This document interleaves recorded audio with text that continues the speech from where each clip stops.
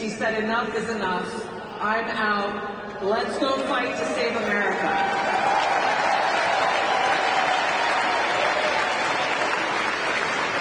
If Alexandra is watching or listening out there, keep staying strong and spreading this message of freedom. This is our opportunity, our privilege, and our responsibility as citizens in this country.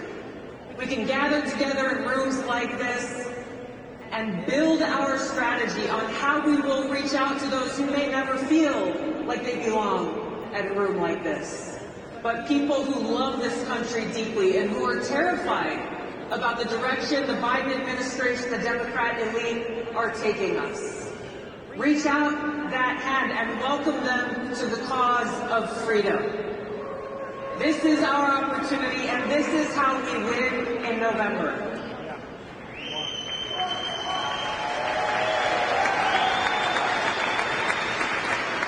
So what's at stake here? Nothing short of our freedom and the very identity and foundation of what makes this country the greatest country in the world. We've seen over just the last few years the brazen abuse of power that gets more and more brazen as the days go on. It's becoming harder and harder to ignore, even for those who aren't even paying attention to politics. We look at how, on the one hand, the Biden administration says one thing and the thing that they do is the exact opposite. President Biden has said his whole foreign policy is about democracies defeating autocracies and that he is somehow the champion of democracy. Let's look at what he's doing to our democracy right here at home. Tearing it apart. Trying to take away our right to vote for the candidate of our choosing, take away our right to express our freedom of speech. You look at how many years that they said, well, we've got a secure border. Trust me, we have a secure border. When anyone who's gone to the border like I have can see that it is not only not secure, it is wide open.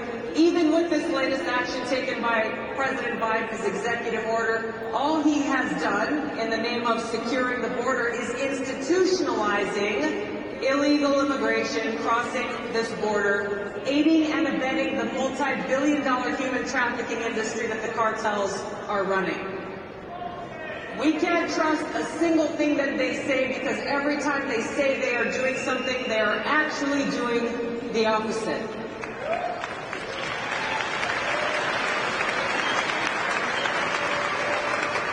We have seen in the news a few days ago, you had the FBI Director Christopher Wray going before Congress asking for more money because of an increasing foreign terrorist threat growing within our own borders. I thought it was interesting to me as he said this, and shortly after he said it, they caught 8 people who crossed through Joe Biden's open borders from Tajikistan who are actually a part of ISIS. He never actually mentioned, well, the open borders are what is allowing this wide open welcome mat for these infamous terrorists to come into our country and plan attack from within. He also didn't mention about how much of the FBI's resources that he is asking for more of are being used against our fellow Americans, targeting those who are exercising their right to free speech, targeting and looking at those who are peaceful pro-life protesters, targeting and looking at those parents who are going to Board of Education meetings and protesting and saying, no, my daughter is a girl and she should not have to compete against boys and girls sports.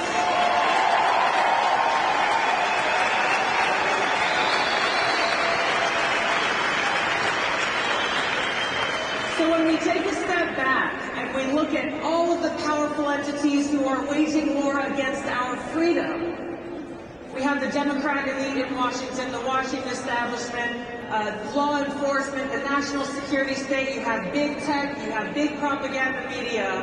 Why are they doing this? Why are they fighting so hard? It's because they're afraid.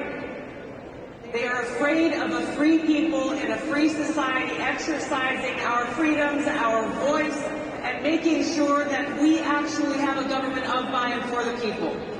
Because that means we will throw them out of office and send them home on Election Day.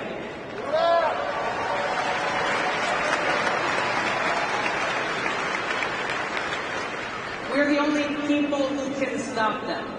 How do we hold them to account for their brazen abuse of power, their destruction of our democracy? We are the only ones account by sending a strong message, an unequivocal message on November 5th, on Election Day, saying that those like Joe Biden who abuse their power, who reject our Constitution, will not be allowed to remain in power. We will send them home and vote for Donald Trump on November 5th.